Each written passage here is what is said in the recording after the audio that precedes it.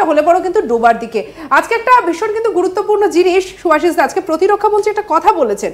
তিনি বলছেন যে আমাদের মতো কিছু দেশ, মানে কিছু উন্নতশীল দেশ, কিন্তু উন্নত কিছু দেশ, আমরা হচ্ছে IMF কে সাহায্য করি, আবার IMF কি করছে সেই টাকাটা নিয়ে গরিব দেশগুলোকে সাহায্য করছে। মানে ভারত যে টাকাটা দিল সেটাই এবারে কিন্তু IMF এর হাত ধরে পাকিস্তান পাচ্ছে, এই কিন্তু একটা ইন্ডিকেশন চলে। দেখো, এটা অনেক ভেরি সিরিয়াস নোট, এটা নিয়ে কিন্তু একবার বোঝা উচিত, এটা নিয়ে ডিসকাশন হওয়া উচিত যে আমরা যাদেরকে জন্য কন্ট্রিবিউট করার জন্য টাকা, দেখো IMF তো নিজের টাকা নেই যে বাবার চাষবাস রেখে গেছে ওটা করে টাকা দেয় সবাইকে, সেরকম না। কালেকটিভ মানি বিভিন্ন জায়গায় ডেভেলপমেন্টের জন্য প্রাইমারিলি ইউটিলাইজড হয়, যেটা শ্রীলঙ্কাতেও হয়েছে, বাংলাদেশকেও দিয়েছে, মিয়ানমারকেও দিয়েছে, সবাইকে দিয়েছে ডেভেলপমেন্টের জন্য।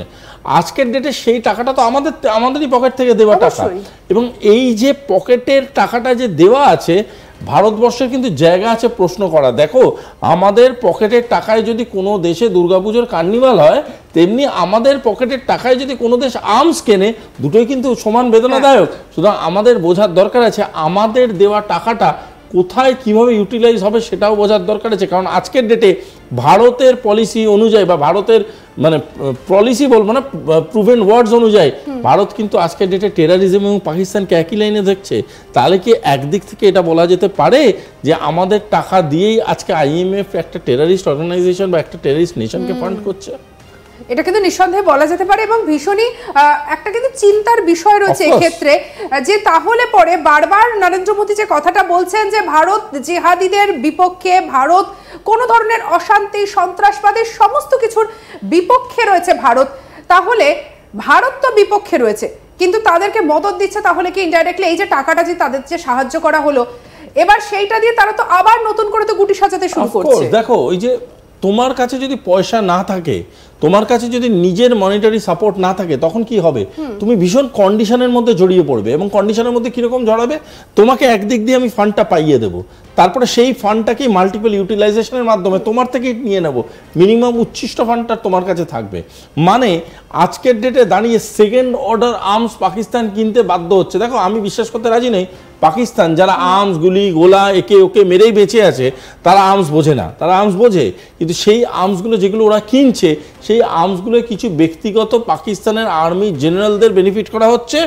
বাকি যে আর্মসগুলো আসছে, সেই আর্মসগুলোকে পাইকারি রেটে পাকিস্তান কিনছে, প্রচুর কিনে নিচ্ছে, এবং তারা নিজেরা সেটা ব্যবহার করছে না। এবং তোমার সাথে একটু আগে যে কথাটা হচ্ছিল যে যে জিনিসটা চীন নিজে ব্যবহার করছে নিজের দেশের ক্ষেত্রে, টার্কি নিজের দেশের ক্ষেত্রে যেটা ব্যবহার করছিল সেটা কিন্তু ওদেরকে দিচ্ছে না, অনেক একদমই তাই। এবার স্বাভাবিকভাবে বর্তমানে আত্মনির্ভর ভারত, তাহলে আত্মনির্ভর ভারতের কাছে দাঁড়িয়ে ভারত এখন অনেক বেশি শক্তিশালী। দেখো, এটা অনেক বছর আগে আমাদের শ্রদ্ধেয় APJ আবুল কালাম জি বলে গেছিলেন যে ভারতবর্ষ যেদিন নিজের তৈরি আর্মস 70% ইউজ করতে পারবে আর 25 to 30% বাইরে থেকে তারা নিল, সেদিন Bharatvarsha economically and military wise ওয়ার্ল্ডকে লিড করবে। এবং সেটাই আমরা আজকে দেখতে পাচ্ছি, যত পার্সেন্টেজ অফ ইম্পোর্ট কমছে, আমরা যত এক্সপোর্ট পার্সেন্টেজ কমাচ্ছি আর ইম্পোর্ট পার্সেন্টেজ যত বাড়াচ্ছে ইন আর্মস, আজকের ডেটে দাঁড়িয়ে ভারতের সেই কনফিডেন্সটাই যেন নাড়িয়ে দিয়ে যাচ্ছে বিভিন্ন দেশকে।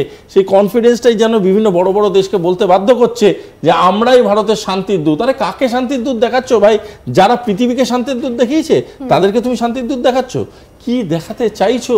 আমরা একটা নতুন অর্ডার সেট করছি, আমরা লোকেদের বিশ্বাস আনতে বাধ্য করছি যে হ্যাঁ আমরা পারি, আমরা আগেও পেরেছি, এখনো করে দেখাচ্ছি। তাই জন্য আমরা আমাদের প্রোডাকশন তৈরি করছি, আমরা আমাদের আর্মস তৈরি করছি, আমাদের ইসরো, আমাদের DRDO, আমাদের MES দিনের পর দিন এমন প্রোডাক্টস তৈরি করছে, এমন প্রোডাক্টসকে আমরা মার্কেটে বিক্রি করছি, নিয়ে যাচ্ছি, যেটা বিভিন্ন দেশ কিনছে ইন অ্যাফোর্ডেবল কস্ট। এটা কি ঈর্ষার কারণ হয়ে দাঁড়াচ্ছে না? অফকোর্স সেটা ঈর্ষার কারণ হয়ে দাঁড়াচ্ছে। কেন ঈর্ষার কারণ হয়ে দাঁড়াচ্ছে? আজকের ডেটে তুমি বলো তো দেখি, আমেরিকা তোমার আফগানিস্তানে গিয়ে পায়রার ব্যবসা করতো, সাদা পায়রার ব্যবসা করতো না তো? আমেরিকা ওখানে গেছিল আর্মস ডিল করতে, আমেরিকা ওখানে গেছিল তেল চুরি করতে। এই কথাটা লোকাবার কি আছে? আজকের ডেটে সবাই জানে এই কথাটা। আমেরিকা তাহলে ওখানে যাওয়ার পরে আজকের ডেটে সাধু সাজার কি দরকার? তার কারণটা হচ্ছে আমেরিকার আর্মস ব্যবসা আজকের ডেটে বিপদে। আজকের ডেটে বিপদে হচ্ছে ইউরোপিয়ান ইউনিয়নের যে দিনের পর দিন পৃথিবীর বুকে যে দালালিগুলো করেছে আর্মসের নামে, সেই এন্টায়ার সার্কিটটা আজকে বিপদে। সেকেন্ড অর্ডার আর্মস নেটওয়ার্ক, যেটাকে আমরা বলতে পারি ব্ল্যাক মার্কেট অফ আর্মস, সেটা আজকের ডেটে বিপদে। তার জন্য ভারতকে পেঁচাবার দরকার পড়ছে, তার জন্য ভারতকে বিভিন্নভাবে ঘিরে ফেলার দরকার পড়ছে। তার কারণ তারা জানে ভারত বৈজ্ঞানিক মাথাটা এমন আছে, যদি এই লাইনে ভারত কন্টিনিউ করে আগামী 10 বছরের মধ্যে ভারত এমন জায়গায় চলে যাবে, পৃথিবীতে arms trade, arms export, import এবং সায়েন্টিফিক ম্যানুফ্যাকচারিং ইন অ্যাফোর্ডেবল কস্টে পৃথিবীকে লিড করবে ভারতবর্ষ। একেবারে আমাদের কাছে আরো একটা গ্রাফিক্স প্লেস আছে, আমরা সেটা একটু দেখব। বেশ, এবার এটা হচ্ছে চীনা ডিফেন্স স্টক, আরো একটা ডিফেন্স স্টকের ছবি আমরা দেখতে পাচ্ছি, জুয়াংডু হংডা ইলেকট্রনিক্স, এবং যেটা দেখা যাচ্ছে যে শেয়ার ভ্যালুর পার্সেন্টেজ কমেছে 6.5%-এ। PL-15 মিসাইল বানায় হচ্ছে এরা, এবং এই মিসাইল জেটের মধ্যে লাগানো থাকে, এর রেঞ্জ 300 কিলোমিটার।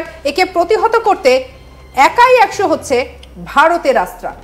দেখো এখান থেকে বোঝা যাচ্ছে big channels like CNN, according to CNN and BBC, Bharatvarsha তো খুব বাজে অবস্থা, ভারতবর্ষে তো মারাত্মক রকম অ্যাটাক হয়েছে, ভারতবর্ষে তো এমন ঘটনা ঘটেছে যে এমন ঘটনা ঘটেছে যাতে ভারতবর্ষের আর্মি কিন্তু বিপদে।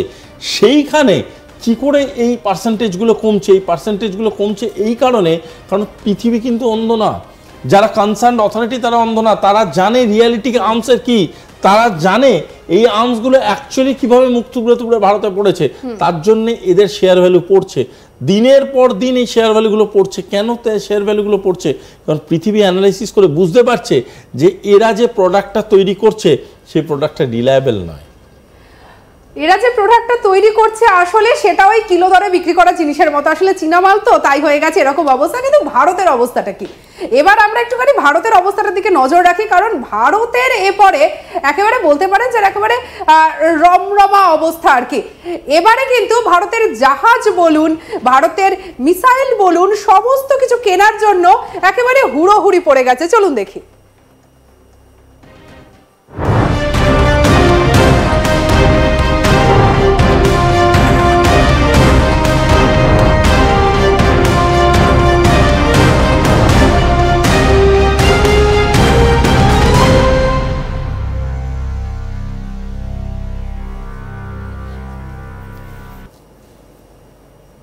আমাদের সঙ্গে আন্তর্জাতিক সম্পর্ক বিশেষজ্ঞ শুভাশিস ব্যানার্জি রয়েছেন, আমরা কথা বলছি।